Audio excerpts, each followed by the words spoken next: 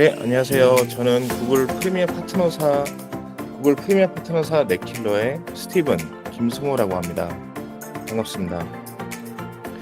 그래서 이번 7월에 키타 온라인 웨비나 AI 시대, 당신의 데이터는 이미 타깃이다. 그리고 저희 세미나 제목은 고도의 해킹 공격을 무력화하는 구글 워크스페이스 보안 기술 웨비나를 시작하도록 하겠습니다.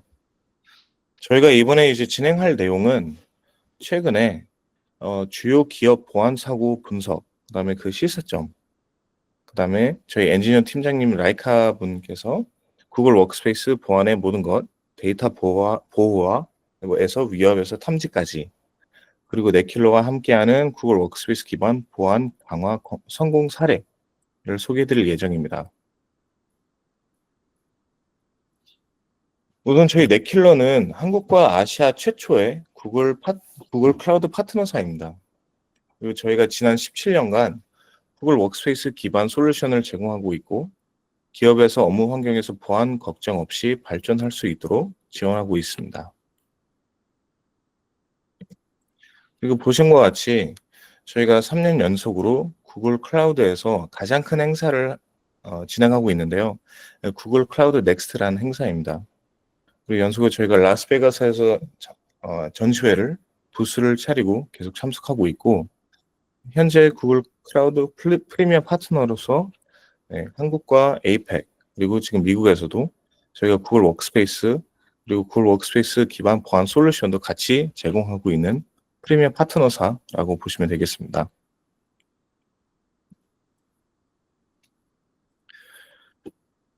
그리고 저희는 100% 구글 워크스페이스 통합 솔루션으로 기업의 클라우드 업무 환경을 보안 걱정 없이 지속적으로 발전할 수 있도록 돕고 지원하고 있습니다.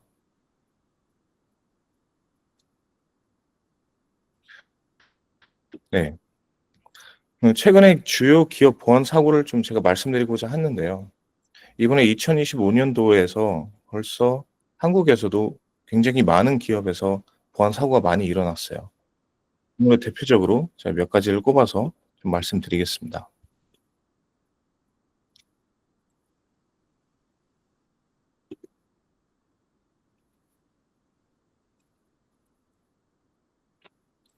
저는 처음에 구글 워크스페이스 관련된 이제 세미나를 진행했을 때 이런 얘기를 많이 드렸어요. 저희는 이제 협업,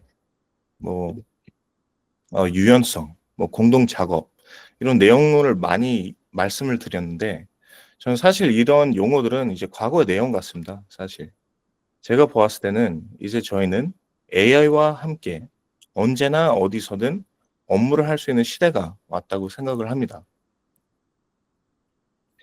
그러나 AI 진보에 따라 보안 위협이 급속도로 증가하고 있어요. 23년도 대비 24년도에는 공격이 무려 38% 증가를 했고요.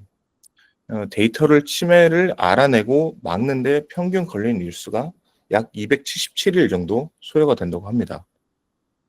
그리고 또한 데이터 유출 방어하기 위한 쓰는 비용도 거의 400만 달러가 이상 소요된다고 하고 있어요.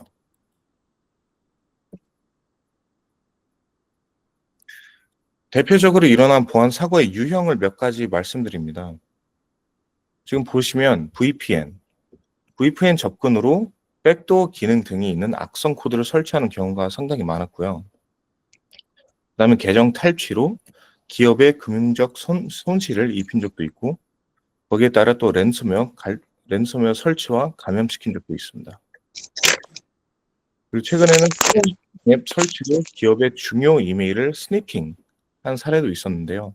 여기서 이메일 스니핑이라는 것은 우리 회사의 이메일의 현황을 계속 엿보면서 타이밍에 맞게 어떤 조치를 하는 행위라고 보시면 되겠습니다. 그리고 또한 AI 기반으로 이메일 피싱 사고도 굉장히 많았죠. 최근에 미국에서도 뉴스를 보셔서 아시겠지만 올해도 벌써 몇 가지 보안 사고가 터졌어요. 특히 SKT텔레콤사에서는 대규모 사용자들의 유심칩 정보가 유출이 되었고요. 예스14라는 업체는 랜섬웨어 공격을 당해 며칠 동안 시스템이 마비되었습니다. 그리고 최근에는 북한 해커 조직 김스키라는 조직에서 크롬 확장 프로그램 설치로 기업의 중요 정보를 유출하는 사건도 있었습니다.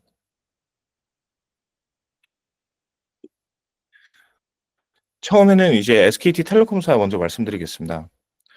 초기 조사 결과에 따르면 침투는 공격자가 외부 인터넷 연결 접점이 있는 시스템의 관리망 내 서버에 접속했다고 합니다.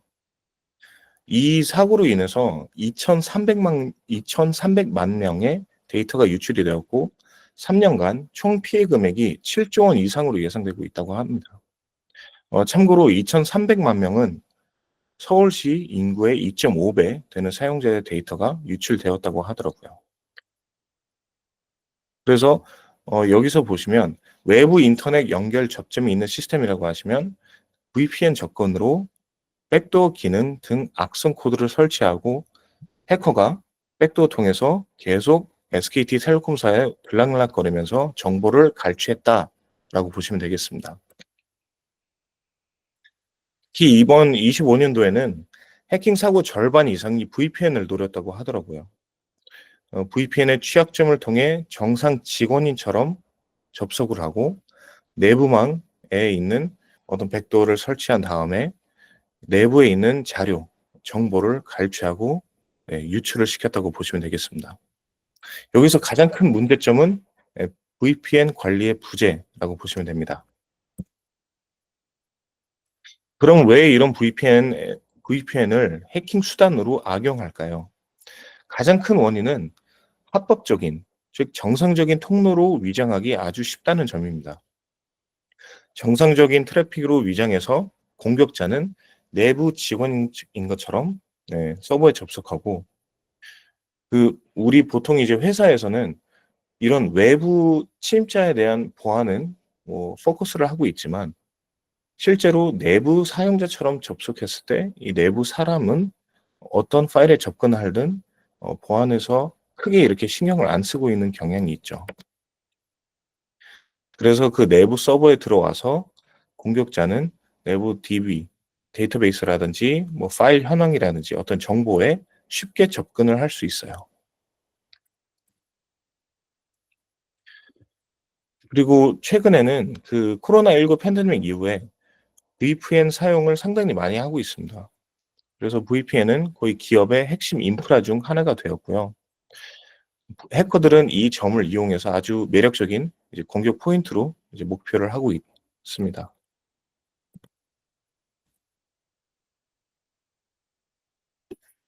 네, 그 다음에는 이제 예스24라는 업체의 보안 사고 조사인데요.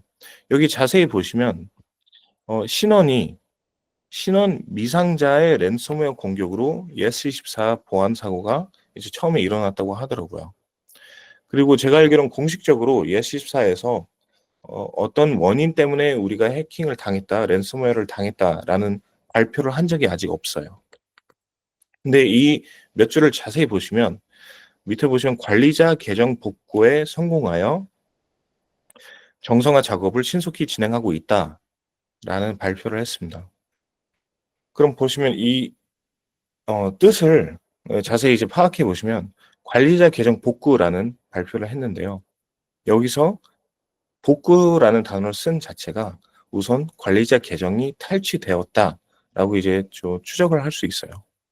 그래서 저희가 지금 판단하기로는 계정 탈취로 랜섬웨어 감염 그리고 설치까지 진행되었고 기업의 금융적 손실까지 일어난 사례라고 보시면 되겠습니다.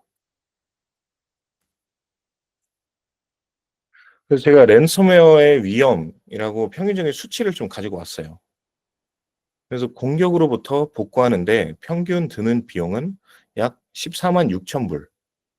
그리고 랜섬웨어 공격 시 시스템의 25%가 최소 12시간 동안 다운이 된다고 생각하시면 되겠습니다. 그리고 랜섬웨어에 걸렸을 때 그 평균적으로 복구하는 시간은 거의 5일 이상 걸린다고 합니다. 지금 현재 이런 랜섬웨어 공격이 급증하고 있는 이유는 사실 가장 흔하고 효과적인 방법인 이메일 피싱이 가장 많습니다. 공격자는 사용자가 신뢰할 수 있는 기관이나 사용자를 위장하고 악성 링크를 포함된 이메일을 송부하고 있죠.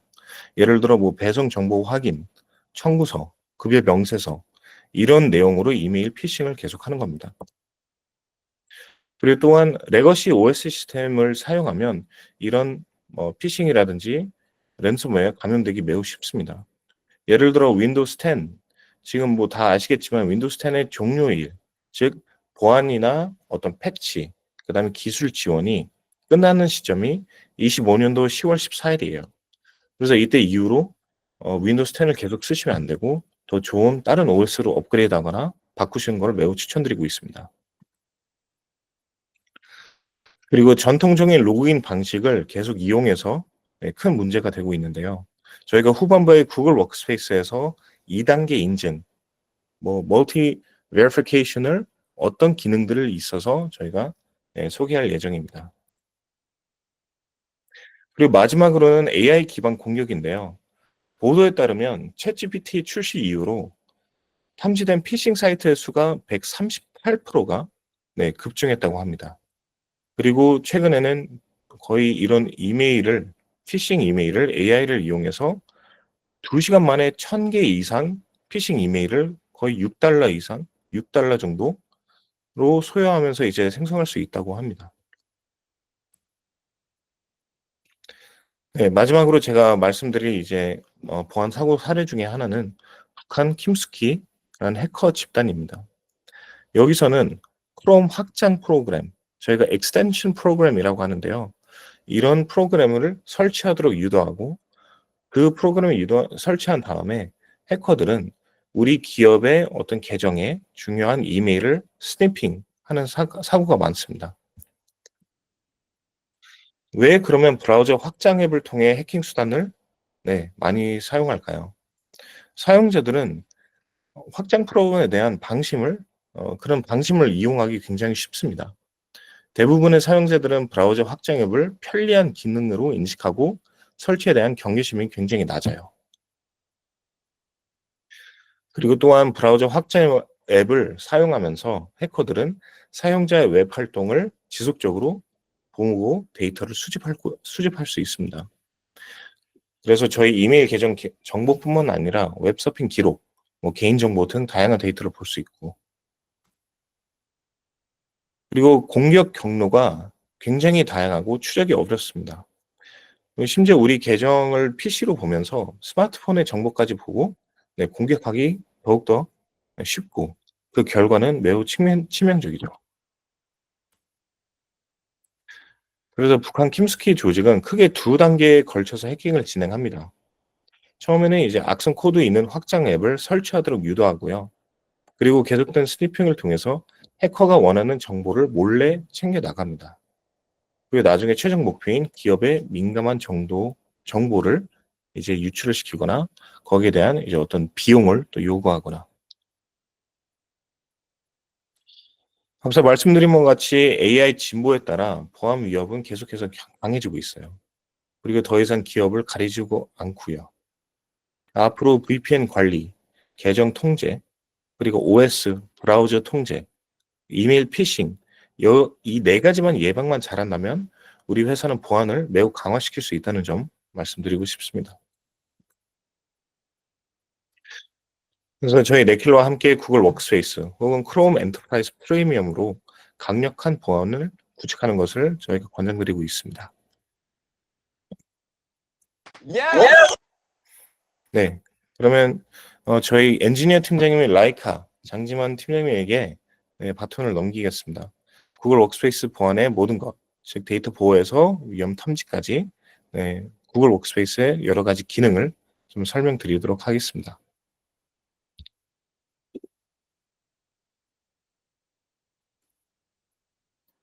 네, 안녕하세요. 네킬러 엔지니어 팀에서 엔지니어 팀장을 맡고 있는 라이카장 장지만이라고 합니다. 이번 세션에서는 구글 워크스페이스 보안의 모든 것, 데이터 보호에서 위협 탐지까지에 대한 내용으로 간단하게 설명드리겠습니다. 우선 이러한 해킹 사례가 계속해서 많이 발생한 이유는 기존의 로컬 환경에서 기업이 클라우드와 AI로 전환하게 되고 이 과정에서 브라우저에 대한 의존도가 높아지기 때문입니다. 제가 대표적인 수치를 가지고 왔는데요. 브라우저에 대한 의존도 얼마나 높아졌는지에 대해서요. 85% 비즈니스 어플리케이션의 85%가 2025년까지 사스 형태로 제공되고 있고 전체 조직의 67%가 클라우드에 민감한 데이터를 저장하고 있습니다. 그리고 전체 사스 어플리케이션의 65%가 공식적으로 승인되지 않은 상태로 사용되고 있기 때문에 이러한 브라우저에 대한 의존도가 높아지고 있는데요. 결국 이런 브라우저에 대한 의존도가 높아지게 되면은 해당 이미지와 같은 이슈가 발생할 수 있습니다. 피싱과 멀웨어, 확장 프로그램에 대한 위험, 데이터 유출, 브라우저 환경에 대한 통찰력이 부족하기 때문에 브라우저 상에서의 어떤 피싱 사이트인지 이런 거에 접근하는 거에 대한 이제 확인이 어렵고 조직 대상인 브라우저 통제에 대한 미비, 그리고 관리되지 않는 기기나 노트북 PC에 대한 여러 가지 위험이 발생할 수 있습니다. 이러한 부분에 대해서 구글은 여러분들 아시다시피 AI와 그 다음에 위협 방어에 매우 특화되어 있다라는 점을 먼저 안내를 드리고 싶습니다.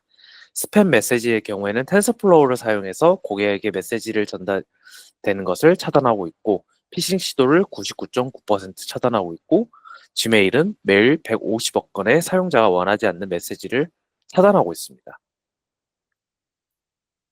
이러한 지메일이 강력한 이유는 다음과 같은 이미지로 이제 설명을 드릴 수 있는데요. 제가 너무 이제 기술적인 부분보다는 어떻게까지 관리를 하고 있느냐에 대한 내용을 말씀드리면은 메시지가 도착하기 전부터 메시지를 보고 답장을 하고 보내는 과정까지 모든 걸 다 보안이 책임지고 있다고 봐주시면 될 것 같은데요. 예를 들면 프리 딜리버리 된 상태에서는 안티바이러스를 체크한다. 메시지가 오픈하게 되면은 미리 이러한 데이터들을 다운로드해서 문제가 없는지를 확인한다. 어타치먼트를 다운로드할 때는 미리 프리뷰를 해본다. 등등으로 지메일은 강력한 보안 환경을 제공하고 있습니다. 지메일뿐만 아니라 구글이라고 하는 업체는 결국 이러한 데이터 분류, 위험 및 위험 가시성, 데이터 접근 제어 등 여러 가지 카테고리 부분에서 최고의 보안을 분야를 선도하는 리더라고 보실 수 있고요. 여기에서 제가 여러 가지 카테고리들을 가지고 왔지만 이번 세션에서는 제로 트러스트라고 하는 부분에 대해서 조금 더 자세하게 안내드리고자 합니다. 혹시 여기서 제로 트러스트 모델에 대해서 아시는 분이 있으실까요? 아마 없으실 겁니다. 제가 조금 안내를 드리면은 지금 보시는 문서 같은 경우에는 백악관에서 2022년 1월 26일에 발표한 모델인데요. 이 제로 트러스트 모델을 미국 주 정부 기관은 준수해야 되고 미국의 주 정부와 거래하는 뭐 조달청과 협업해서 하는 이러한 업체들 같은 경우에는 이 규칙을 꼭 지켜야 된다. 그러지 않으면은 미국과 거래를 할 수 없다라는 내용으로 공식 서명을 하고 이건 2024년 말까지 회계연도 말까지 꼭 적용을 해야 된다라는 서한을 보냈었습니다. 이러한 제로 트러스트 보안 모델에 대해서 정말 많은 내용들을 담고 있는데요. 제가 이번 시간에 다 안내는 드릴 수 없지만 이 세미나가 끝난 이후에 제로 트러스트 보안 모델이 어떤 부분인지에 대한 내용, 그리고 이게 구글 워크스페이스에서 어떻게 해결할 수 있는지에 대한 부분이 궁금하시다면은 세미나가 끝난 이후에 저희 스티븐 매니저에게 연락을 주시면은 이런 부분도 같이 가이드를 전달드릴 수 있도록 하겠습니다. 제로 트러스트 보안 모델에 대해서 핵심적으로 제가 말씀을 드리면은 위협이 나타나기 전에 예방을 한다. 어디서나 어떤 장치에서든 더 안전하게 작업이 가능할 수 있게 해야 된다. 규정을 준수하고 데이터의 주권을 유지해야 된다. 이 세 가지를 핵심 키워드로 잡고 있는데요. 이러한 제로 트러스트는 크게 5가지 원칙을 제시합니다. 유저, 디바이스, 네트워크 트래픽, 어플리케이션, 데이터. 이러한 5개의 원칙을 준수해야 된다라고 말하고 있습니다.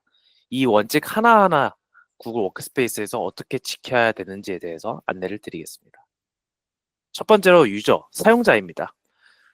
이러한 미국 주 정부 기관 또는 조달청과 같이 일을 하고 있는 사람이라면 자신의 계정 관리를 잘 해야 된다는 게 사실 핵심적인 내용입니다. 여기에서 이제 권장하고 있는 거는 피싱에 강한 멀티 팩터 오스를 해야 된다. 그러니까 어떻게 보면은 아이디랑 패스워드 방식에 더 나아가서 이러한 계정을 인증하는 방식을 추가해야 된다고 하는데요. 이런 거를 구글에서는 투스텝 버리피케이션이라고 합니다. 이러한 인증이 중요한 거는 이제 여러 가지가 있고요. 이러한 2단계 인증 같은 경우에는 여러 가지 방식을 제공하는데 문자 및 전화 콜을 통한 이제 인증 방식도 있고 이제 뒤에서 안내를 드리겠지만 내장 보안키라든지 패스키 이런 부분들도 있어요. 근데 제가 핵심적으로 말씀드리고 싶은 부분은 문자 메시지와 전화 통화를 통한 2단계 인증은 하지 말라고 제가 이야기를 드리고 있습니다. 그 이유는 문자 및 전화 통화라는 거는 유심 정보가 해킹이 되면 탈취자가 충분히 사용할 수 있기 때문입니다. 이러한 부분을 지금 보시면 2020년, 2021년의 대표적인 사례를 가지고 왔는데요. SMS 인증을 뚫어서 텔레그램 계정을 훔친다든지 또는 새벽 1시에 갑자기 내가 인증하지 않은 SNS 로그인에 문자가 들어온다든지 이런 것들이 있는데요. 이런 게 가능한 이유는 심 해킹입니다. 심 해킹 같은 경우 우리는 핸드폰을 이제 쓰고 있잖아요. 이 핸드폰에서 해킹을 한다라고 하면은 물리적인 해킹만 생각하실 겁니다. 하지만 최근에 이제 여러 가지 보안 공격이 이제 발생하면서 이러한 심 해킹이 더 이상 물리적으로만 되는 게 아니라 소프트웨어적인 해킹이 가능하기 때문에 이런 부분이 발생하는데요. 이 부분 때문에 2단계 인증 같은 경우에는 문자 인증 및 전화 콜을 통한 해킹이 발생하기 때문에 지양하는 것을 제가 안내를 드리고 있습니다. 그래서 이런 부분을 방지하기 위해서는 보안키라는 걸 써야 되는데요. 왼쪽에 보시게 되면 이제 구글 워크스페이스를 쓸 때 쓸 수 있는 OTP로 구글에서 공식적으로 제공하는 겁니다. 우리 은행 업무들을 아마 한국에서 보시게 되면은 OTP를 물리적으로도 쓰지만 핸드폰 어플로 쓰시는 경험도 있을 거예요. 이것도 같은 케이스로 OTP 앱을 쓸 수도 있고 오른쪽에 보시는 거는 전통적인 옛날에 이제 파이도키죠. 근데 기존의 파이도키 같은 경우에는 중국에서 생산하기 때문에 이러한 위험이 있다라는 내용들이 좀 많았는데 이러한 보안키도 요즘에는 지문 인식이라든지 블루투스 이러한 방식으로 조금 더 강화되고 있고요. 저희 네킬러에서도 이러한 파이도키에 대해서 이제 같이 보완을 하실 수 있게 개발 중에 있다까지만 좀 참고해 주시면 될 것 같습니다. 그 다음에 이러한 2단계 인증 방식이 문자라든지 전화 콜은 위험하지만 생체 인식 정보가 제일 안전합니다. 생체 인식 정보라고 하면은 지문이라든지 얼굴 인식이 대표적일 텐데요. 이러한 부분도 구글 워크스페이스에서 제공하고 있습니다. 두 번째는 장치입니다. 연방정부는 정부와 이제 같이 업무를 하기 위해서 운영 및 허가하는 장치에 대해서 이제 관리를 해야 되고 이러한 장치에 대해서 사고를 방지하고 감지하고 대응할 수 있어야 된다라는 게 두 번째 원칙이라고 봐주시면 될 것 같은데요. 여기에 계시는 분들이 이제 구글 워크스페이스라고 하면은 지메일이라든지 캘린더, 드라이브만 사용하는 그냥 사스 앱이 아니야라고 좀 이제 의문점이 드실 건데 구글 워크스페이스 같은 경우에는 그러한 사스 서비스 이외에도 모바일 디바이스 매니지먼트들에 가능합니다. 예를 들면 크롬 OS, iOS, 안드로이드, 윈도우에 대한 통제가 가능한데요. 아쉽게도 맥은 되지는 않지만 이러한 기기에 대한 관리가 가능하다라는 부분 안내를 드립니다. 또한 이러한 기기에 대해서 아까 전에 두 번째 원칙에서 보시면은 승인되어 있는지 그리고 이러한 조건들이 여러 가지가 있었는데 CAA라는 기능을 통해서 기기에 접근을 기기에 로그인하고 그 기기에 로그인했을 때 이러한 조건이 맞아야지만 서비스에 접근할 수 있게끔 하는 설정이 있습니다. 뭐 IP라든지 타임, 로케이션, 세션 이러한 것들을 규칙으로 정해가지고 이 규칙이 맞을 때에만 구글 워크스페이스 서비스에 접근할 수 있게끔 하는 게 CAA라는 설정이고요. CAA 설정 같은 경우에는 이러한 구글 워크스페이스 서비스뿐만 아니라 타사 앱들에 대한 제어도 가능합니다. 이러한 타사 앱을 제어하기 위해서는 SAML이라고 하는 거를 등록해야 되는데요. 지금 보시는 것처럼 세일즈포스트라든지 슬랙 이런 것들을 회사에서 많이 사용하실 거예요. 그랬을 때 우리가 전통적으로는 이제 아이디랑 패스워드를 통한 로그인 방식을 많이 쓸 건데 이런 것들을 요즘 타사 앱 같은 경우에는 구글 계정으로 로그인하기라는 걸 많이 보셨을 거예요. 그거를 이제 연결해 주신다고 봐주시면 됩니다. 그렇게 해서 연결하게 되면은 타사 서드 파티 앱에서도 이러한 CAA라는 조건을 통해서만 로그인하실 수 있게 어떻게 보면 싱글 사인온을 설정하실 수 있다라고 봐주시면 될 것 같고요. 이러한 데스크탑 앱 위에도 모바일 앱에도 적용하실 수 있다까지 참고해 주시면 될 것 같습니다. 세 번째는 네트워크입니다. 아무래도 우리가 지금까지 사용자의 로그인에 대한 안정성, 장치에 대한 안정성이라면 이제 그 이후에 작업하는 거에 대한 안정성이 필요하실 건데요. 이런 거는 DNS 요청이라든지 HTTP 트래픽을 암호화하고 주변 환경과 뭔가 격리해서 환경을 분류해서 계획을 실행해야 된다라는 게 핵심적인 원칙이고, 이러한 DNS over HTTPS 설정 같은 경우에는 구글 워크스페이스의 크롬 브라우저에서 이러한 설정이 무조건 적용되도록 하는 정책들도 제공하고 있습니다. 그것뿐만 아니라 아까 전에 앞선 사례에서 보시면 VPN이 제일 최근에 많은 보안 이슈가 있다라고 안내를 드렸는데요. 크롬 브라우저를 통해서는 이러한 VPN 설정에 대해서 사용하지 못하게끔 제어하는 것 또한 제공하고 있다라고 봐주시면 될 것 같습니다.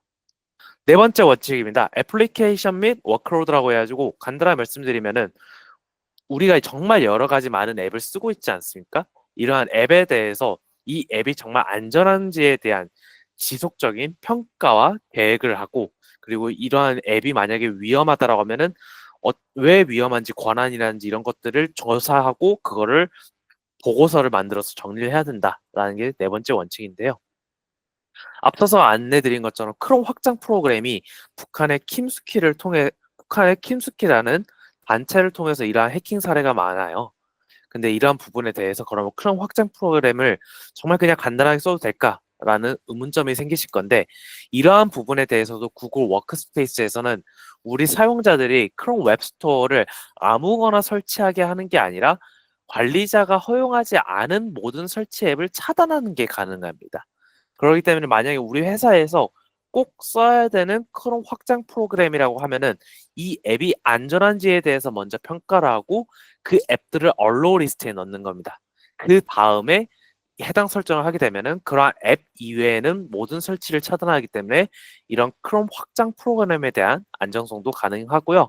지금 이미지 보시는 것처럼 이미 설치되어 있다라고 하더라도 제가 이 발표를 다 한 다음에 다시 한번 안내를 드리겠습니다. 네, 그래서 이미 확장 프로그램이 설치되어 있더라도 바로 차단을 하실 수 있다라고 봐주시면 될 것 같습니다. 다섯 번째는 데이터입니다.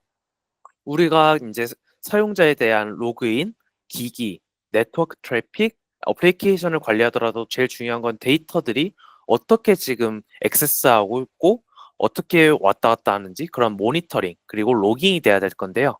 구글 워크스페이스에서는 DLP라는 기능을 제공합니다.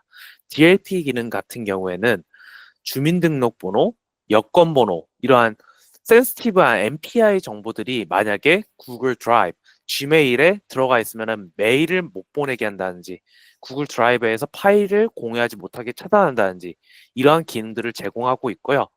오른쪽에는 이제 조금 더 나아가서 크롬 브라우저 내에서 우리 사용자들이 어떤 서비스에 접근해서 센시티브한 정보를 접근하고 있는지 이러한 부분들도 같이 로깅하실 수 있습니다. 또한 대표적으로 이제 많이 발생하는 것 중에 데이터에 대한 부분 중에는 이거는 이제 제로 트러스트와 조금 더 연관이 많이 있을 수도 있는 부분인데요. 최근에 2024년에 대한민국에 있었던 일인데 어떤 작은 쇼핑몰의 회사의 직원이 퇴사하면서 구글 드라이브랑 지메일에 있는 데이터를 모두 지우고 퇴사한 일이 있었어요. 이랬을 때 원래 전통적으로는 구글 워크스페이스의 데이터는 25일이 지나면은 복구를 하실 수 없습니다. 하지만 구글 볼트라는 서비스는 사용자가 데이터를 삭제했더라도 여기에는 별도로 아카이빙이 되기 때문에 따로 이러한 데이터들을 검색하거나 내보내기도 하실 수 있습니다. 그리고 DLP 기능 같은 경우는 앞서 말씀드린 것처럼 신용카드 정보, 사회보장번호와 같은 센시티브한 정보에 대해서 구글 워크스페이스, 특히 구글에서 이러한 정보들에 대해서 패턴을 다 제공하고 있고요. 그것뿐만 아니라 우리 회사에서 정말 필요한 텍스트, 나가면 안 되는 텍스트라든지 또는 특정 데이터 규칙이 있다라면 이러한 것들은 정규 표현식을 만들어서 데이터가 유출되는 것을 방지하실 수도 있습니다. 그리고 우리가 이렇게 해서 데이터를 방지한다 하더라도 결국 중요한 건 우리 회사의 데이터들이 어떤 것들이 있는지에 대해서 확인이 필요할 건데 이 클라우드 환경 특성상 문서가 어떤 게 있는지를 보기가 정말 어려우실 겁니다. 하지만 최근에 이제 업데이트된 데이터 클래시피케이션이라는 기능이 이제 업데이트가 되는데요. 이 기능을 하게 되면은 이러한 것들이 가능합니다. 예를 들면은 우리 회사에 있는 인보이스라는 문서에 대해서 이게 인보이스다라는 라벨을 적용하는 거예요. 100개 정도. 그 다음에 그거를 AI한테 트레이닝 시키는 겁니다. 이러한 문서는 인보이스 문서야 라고 해서 트레이닝 시키고 그게 트레이닝이 다 되면은 우리 도메인 내에 있는 모든 문서에 대해서 이러한 라벨을 지정하실 수 있습니다. 근데 여기서 중요한 거는 라벨을 지정한 이후에 그냥 이제 도서관처럼 라벨링만 되는 게 아니라 이러한 라벨이 붙었을 때 이러한 문서가 외부에 공유되지 않도록 설정하는 것까지 가능하십니다. 그리고 그러한 라벨이 걸려 있을 때 1년이 지나면 데이터를 삭제하게 해라. 이러한 자동 폐기 설정까지 가능하다라고 봐주시면 될 것 같고요. 제가 정말 많은 이야기를 드리고 싶지만 시간의 관계상 핵심적으로 다시 한번 안내를 드리면은 1번 사용자에 대한 통제가 필요하다. 사용자에 대한 통제는 2단계 인증. 2단계 인증에서도 보안키라든지 패스키 그러니까 지문 인식이라든지 생체 정보를 통해서만 로그인 하실 수 있도록 하게 하고 컨텍스트 인식 액세스를 통해서 앱에 대한 접근 통제를 조금 더 강화해야 된다. 그다음에 기기에서는 모바일 디바이스 매니지먼트를 통해서 우리 핸드폰이라든지 그리고 데스크탑에 대한 관리가 필요하다. 네트워크는 SSL, TLS, VPN에 대한 통제가 필요하다.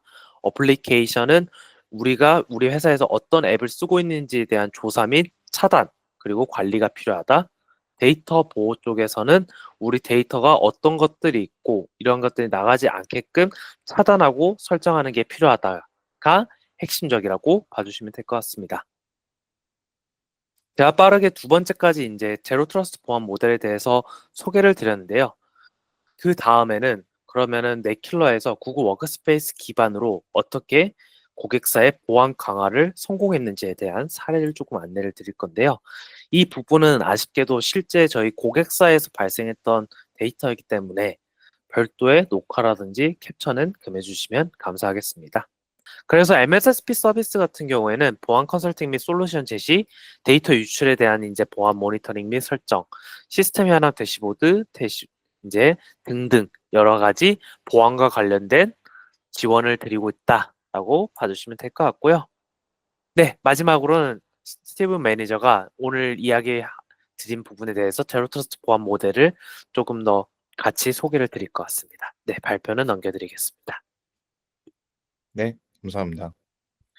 네, 지금 화면에서 보시는 것 같이 구글 워크스페이스에서 이제 강력한 보안들을 정말 많이 설정할 수 있었습니다. 저희가 이제 특히 제가 미국에서 구글 워크스페이스를 이제 한국 고객분들에게 안내를 할 때 단순히 처음에는 지메일, 구글 드라이브, 캘린더, 챗 뭐 이런 기능들이 있습니다. 협업이 가능합니다. 공동 작업이 가능합니다. 라고 이제 많이 강조를 했어요. 특히 AI도 이번에 제미나이 많이 사용하고 있으시죠. 근데 이런 기능들뿐만 아니라 지금 저희 라이카 장지만 팀장님께서 말씀하신 것처럼 보안 기능, 보안 설정 값들이 정말 많아요.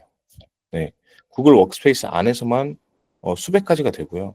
그 이상으로 이제 크롬까지, 크롬 브라우저죠. 크롬 브라우저의 설정 값들까지 가면 또 추가로 수백 가지가 또 됩니다. 이런 보안 설정 값들을 스스로 하시기에는 굉장히 어려움이 많아요. 그래서 저희가 이제 키타랑 같이 협업을 해서 구글 워크스페이스를 쓰시는 미국에 있는 한국 기업분들을 위해서 저희가 뭐 간단한 안내라든지 뭐 컨설팅도 이런 보안적인 측면에서도 가능하다라는 점이 있고요. 그리고 저희 라이카님께서 말씀하신 Zero Trust 이게 User, Device, Network, Application, Data 이 다섯 가지 원칙을 구글 워크스페이스로 충분히 보완이 가능하다라고 안내를 말씀을 드리고 싶습니다. 그리고 최근에 제가 또 말씀드린 특히 25년도에서 많이 발생한 보안 사고, VPN 접근, 뭐 이메일 피싱 공격, 그다음에 크롬 확장 앱 프로그램, 그리고 계정 탈취 이런 보안 사고를 이 Zero Trust 5가지 원칙만 잘 지키시면 네, 우리 회사는 위협으로부터 소중한 데이터를 안전하게 보호할 수 있다라는 점입니다. 네. 그리고 라이카 팀장님 혹시 다음 페이지에 한 번만 넘어갈 수 있을까요? 네. 우선 저희 웨비나는 여기까지 네, 진행하겠습니다.